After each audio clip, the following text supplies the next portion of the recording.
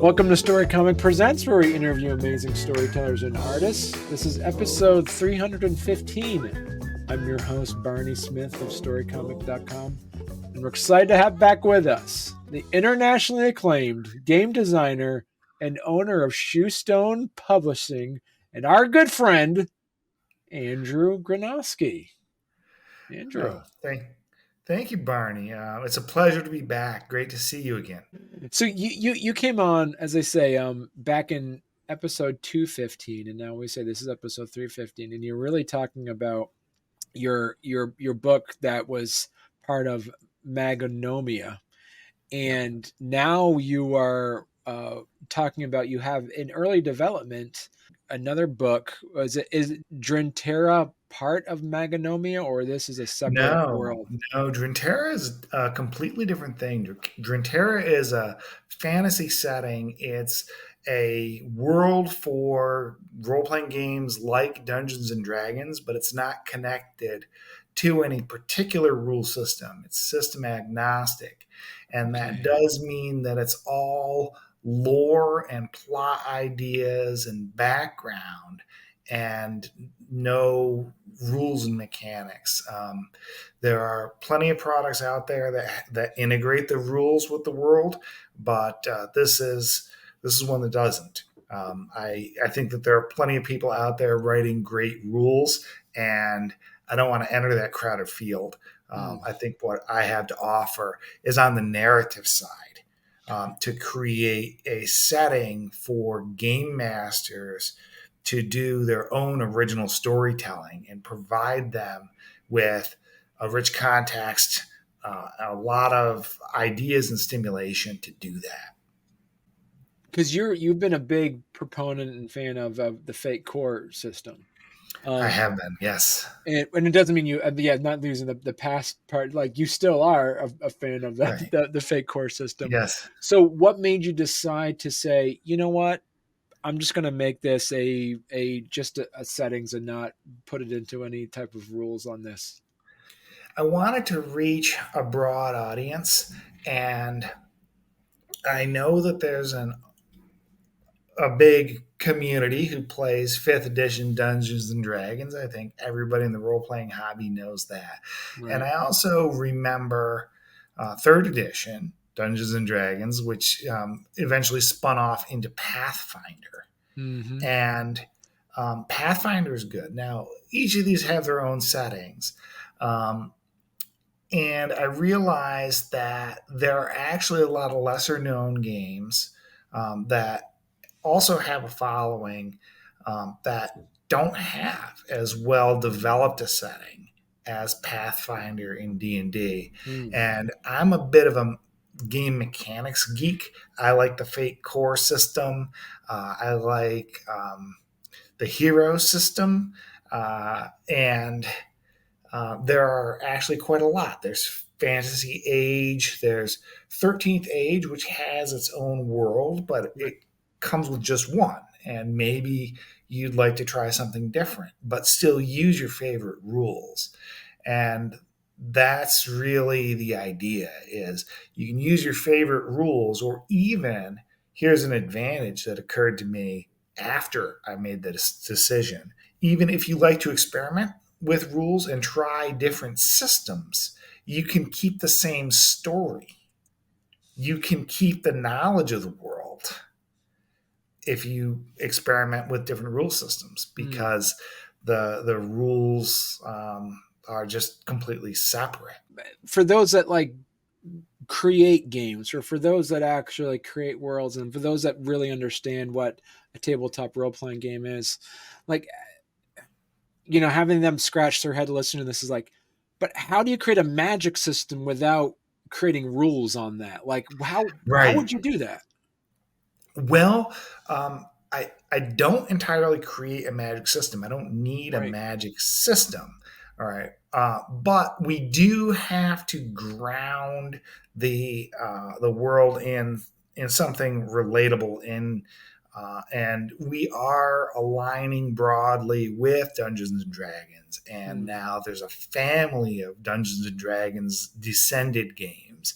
Most recently, Tales of the Valiant from Kobold Press is a fork of the 5e system reference document.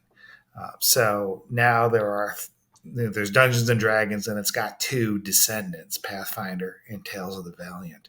Dungeons and Dragons has had just a big influence on popular culture, and even if you don't play it, you know what Fireball is. You recognize some of the tropes, and that's our basis for Drintera. So what is specifically when you mentioned Drintera, you have like these, if you go to, for instance, worldanvil.com has some Mm-hmm. like playable lineages. How would you define lineages? Lineages are what in older versions of D&D is known as race. Mm-hmm.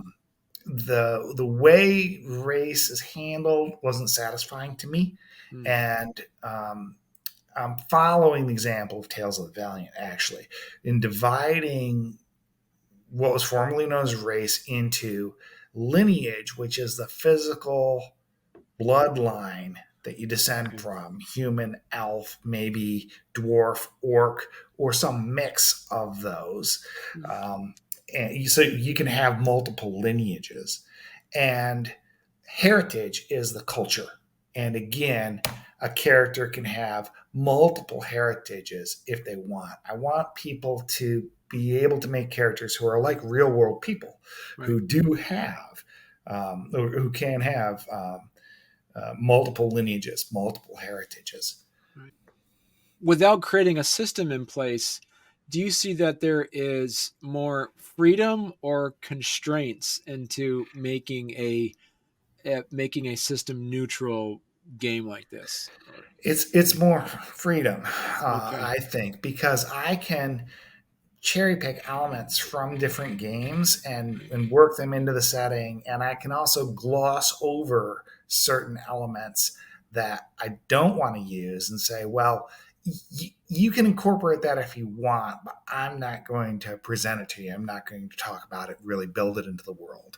And there are two things that come to mind that occur in other fantasy games that are not present in Drintera. And one of them is gunpowder, because we're looking for a feel of heroic mythology, which I'm sure we'll get to in the interview.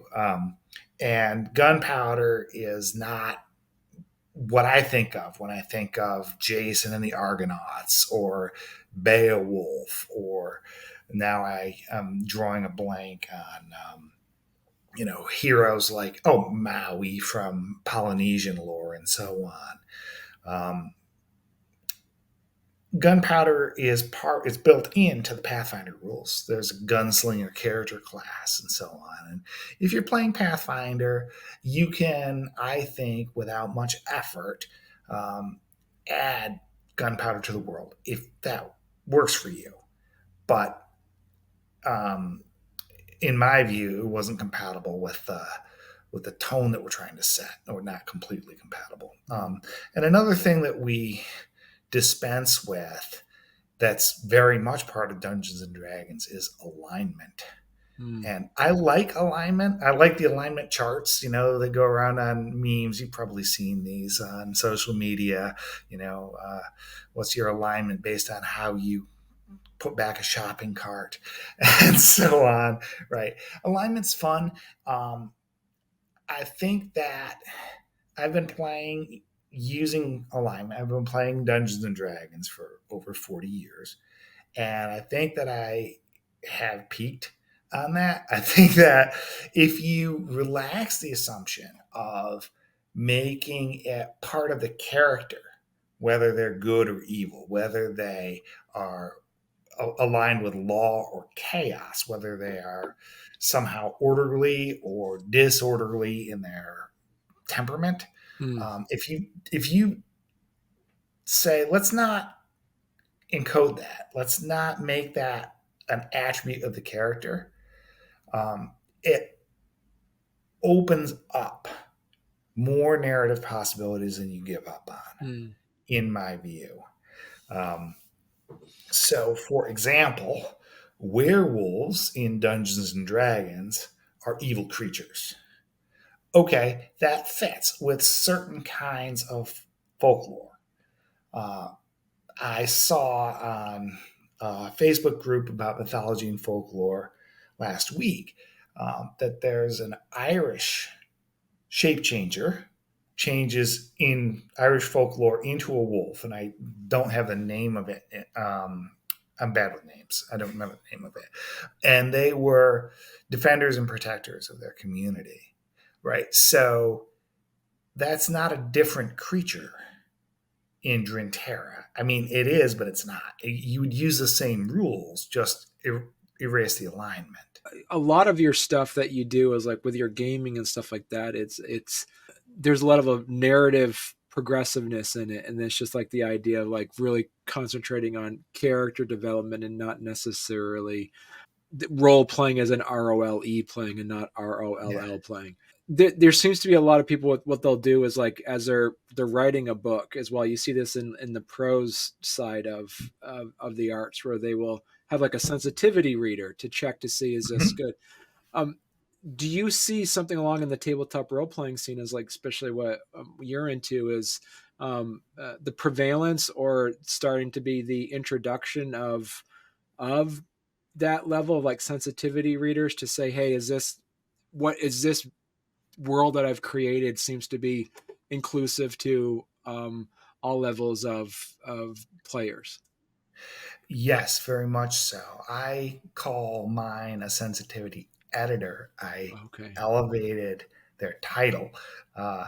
And I have been working with a professional sensitivity editor from the beginning. Actually, this is James Mendez Hodes, who helped me with Magonomia, my first game. And I've been making an effort to recruit a diverse team of freelancers. I'm actually not turning anybody away if they and everybody gets a chance to try to write for Drintera.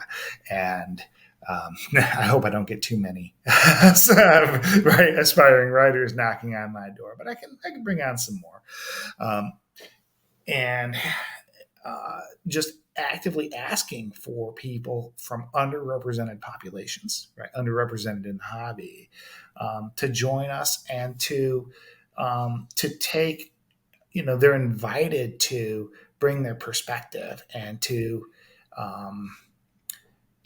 express their heritage and put it into the world if they want to. Now, that's not the only thing you do. So, I have I have a few people with Chinese heritage on the writing team, and they're not writing only about our fantasy China-like country, right? But they have the chance to present the people of that land with their voice, and it's very different than what I would have done. Okay, so I find that really interesting. That's what I'm trying to do, is to just invite diverse voices to express the world, and what we'll get is something that is richer than most fantasy worlds and maybe gives a hint of approaching the flavor of the real world. Right. And so what are some of the things that you so far as for Drintera that you're really darn proud of as a setting? Yeah. Well, one of the things that really worked was I looked at the team composition that we had and the standing that they had, the knowledge or heritage. And some people, were very, very big into, say, Chinese literature, maybe not of Chinese heritage, but if they'd read a lot of Chinese books and spoke Chinese, right, that they're in a good position to write about it. And one of the things I'm really darn proud of is that I decided at the beginning, I'm not going, we're going to have a European-like fantasy place that's sort of Tolkien-like, that's relatable, but that's not the first thing I'm going to build. The first thing we're going to build is the Twin Moons Empire, which is like Tang, China. And having done that first, made us think about the world from an East and West perspective. And one of our freelance authors wrote about dragons and how different dragons are in Twin Moons Empire and Nieri, which is our European-style continent. So, that's a hit. The gods, I think we've done a really good job on the gods. I started with a freelance writer who's a friend of mine I've known for a long time. She used to teach mythology at university. And I asked her to create the first few gods for our pantheon. And we've got gods that are plausible, that hold up, but are really different from the mythology that we as Americans learn in school. What are some of the other aspects of Drintera that you'll know that players are going to really gravitate towards? One of the big things is, yes, I'm drawing on heroic mythology where the heroes go on epic quests like the Odyssey, or I'm talking about Greek mythology because that's what I know, Greek and Norse and a little bit of Egyptian and Celtic, where we talk about Orpheus's journey into the underworld and so on, and do amazing things. And it's not all fighting monsters, but fighting monsters happens. The labors of Heracles, he fought a lot of monsters, but it wasn't all fighting monsters. It was also cleaning the stables. And to make a world where you can do these epic, heroic things, and at the same time, if you want to, have a plausible, complex, dynamic world. Now that the series has ended, I hesitate to say I'm drawing inspiration from George R.R. Martin, but there was a lot of strength in the world building that he did, right? And people were drawn to this plausible, complex, and often morally ambiguous world, right? This Drintera is not a place where good and evil are encoded. And that's because I'm drawing on heroic mythology. The Greek gods, the Norse gods, they had enemies that were anti-gods, but they didn't have the concept of good and evil in quite the same way that we've inherited, right, from Christianity and the cultural influence of Christianity. Your worlds you create are not, I wouldn't consider high fantasy. You don't have dwarves and elves and stuff like that. Is that the same thing with Drintera?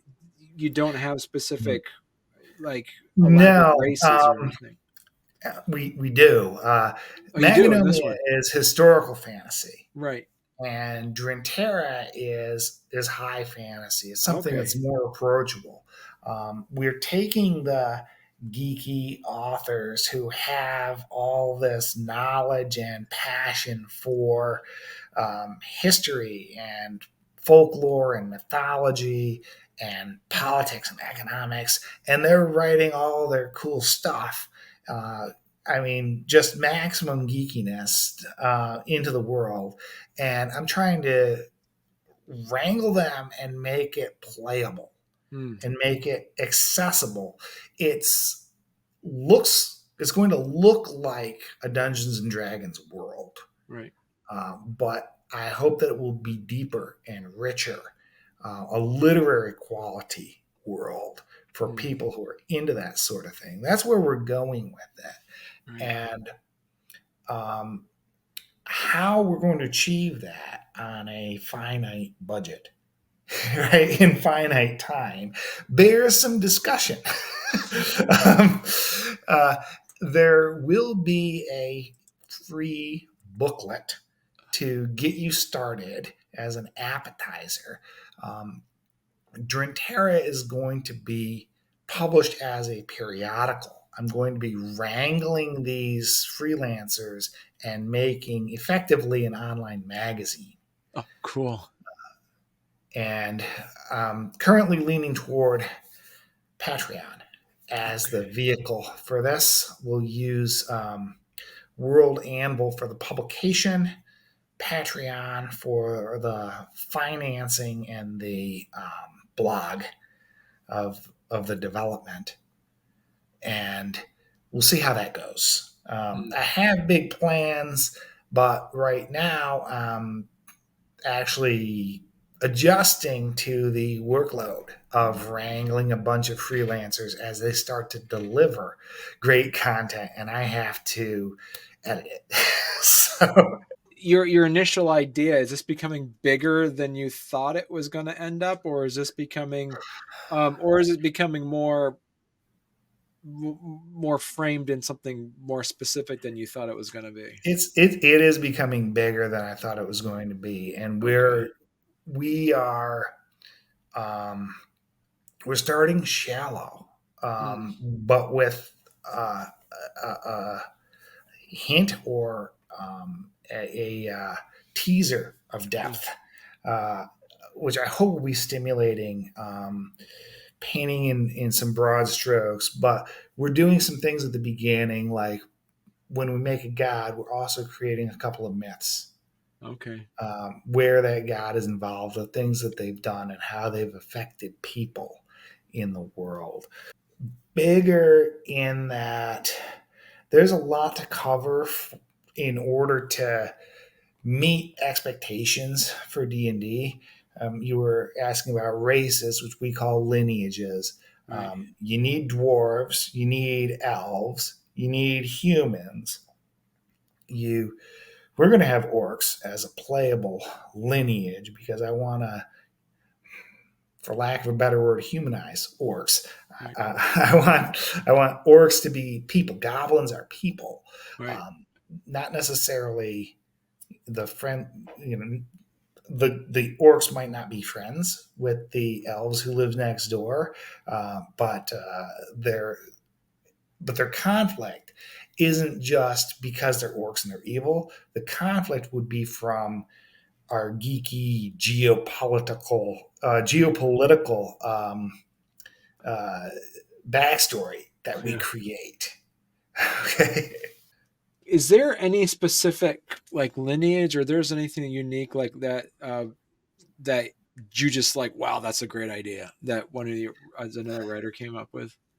Oh, already, yeah. Yeah. One of our writers came up with a desert tribe of orcs who practice ceremonial necromancy to conjure up the spirits of their dead and keep them with them uh, in they can put them into talismans that they wear, so you can talk to your deceased relatives, and they can put them into weapons. Oh, cool. Yeah, so I mean that's just a thing, and we were reimagining elves a little bit because elves in Tolkien are really godlike. They're very superior beings, Mm. and I think that there are plenty of stories out there, settings out there that have superior beings. That's not what we're going for. We're looking for a game where people can play characters. And so we're trying to not have superior beings. I don't believe in superior beings myself. I mean, certainly not mortal superior beings. So we had to re-describe elves to separate them from Tolkien's legacy, because Tolkien had something very different in mind. And what the author came up with is that elves have a magic power. Their magic power is empathy. And then think through the implications of that on their society. And it's a big deal. They become still mystical kind of spiritual people, but very much more relatable. So what's the timeline on this now, Andrew? Well, the timeline is shifting to the right a little bit. I was aiming for having the first, say, monthly installment ready about now, and that's still more like 6 months away, I think. But I want to ask people to follow our Patreon. Just in the past few weeks, I've started posting, right, too. And you can follow now on Patreon for free. Okay. And you can follow, what we're doing. Thanks for showing this. These are some recent posts. We've got Goblin concept art up there. Here's an illustration of one of our adventure locations, Red Pillar City, that we've created. And I need to be regular about updating this and getting the content into World Anvil. And when I'm doing it at a sustainable pace, then I'll enable people to support it financially on Patreon. Right. And we will need to I've got a budget figured out and so on, but I realize that we have to create a lot of foundation in order to give you something of value. Yeah, and I think there will be people who want to subscribe. If I get the pricing right, I think that there are people who have an appetite for just the lore of a fantasy world. Now, we're not going to be providing a lot of stories. We're going to be providing what I call lore, that is an invitation to stories. Okay. Yeah. Because this is a world that's designed for adventures, and it's designed for adventures with a group of player characters. Right. So the problems are problems that you need a group of people to solve. Okay. And so, Andrew, if people want to learn more about Drintera and learn more about Magonomia, where's the best place they could go to? Well, to learn about Drintera, probably the best is to follow the Patreon and to watch as we blog about the creative team and what we're doing. And the Shewstone.com website we'll give you a link to our Patreon, and that's where that's where you can find out about what's going on with Magonomia. Now, Magonomia, for those who didn't catch the earlier episodes, is the role-playing game of Renaissance wizardry. It's a historical fantasy game based on 16th century European magic as it was believed to be, and the folklore of Shakespeare. So if you think about the fairies of A Midsummer Night's Dream and the witches in Macbeth, right, that's the setting of Magonomia. And I'll stop plugging it for now because we're talking about Drintera. Right.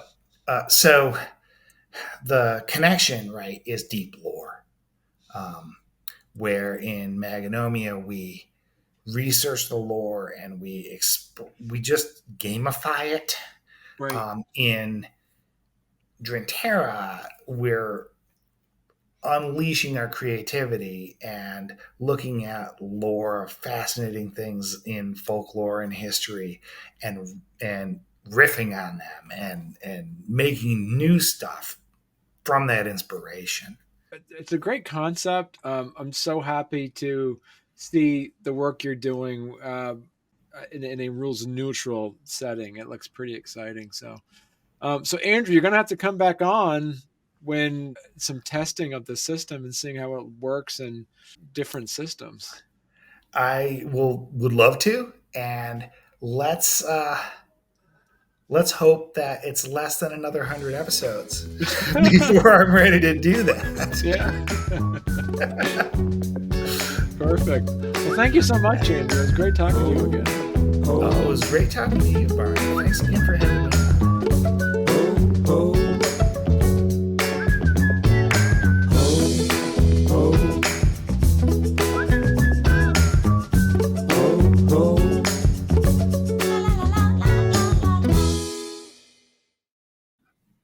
So were you a on-air personality, or were you more an I engineering don't know if I side? was.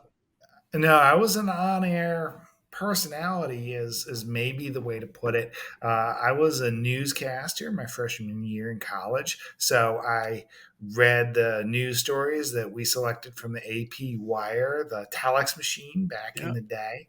I actually broke the story to my campus about the Berlin Wall coming down. That's my claim to fame. Wow. Okay. All right. Yeah, it was an exciting day. It's a bit of a story how the broadcast unfolded because I mean I came in the morning not knowing anything had happened overnight, but uh, well, Is there so do people around your college camp, do they wear T-shirts to say I heard about the Berlin Wall from Andrew? Do they have no, T-shirts made? no, they were sleeping. It was at uh, my broadcast went on 10 o'clock on Sunday morning. Oh yeah. So yeah, in college, nobody's up at 10 o'clock on a Sunday. No. I Yeah. come in at 7 to open the station. Yeah, Right. Okay. So you're I did.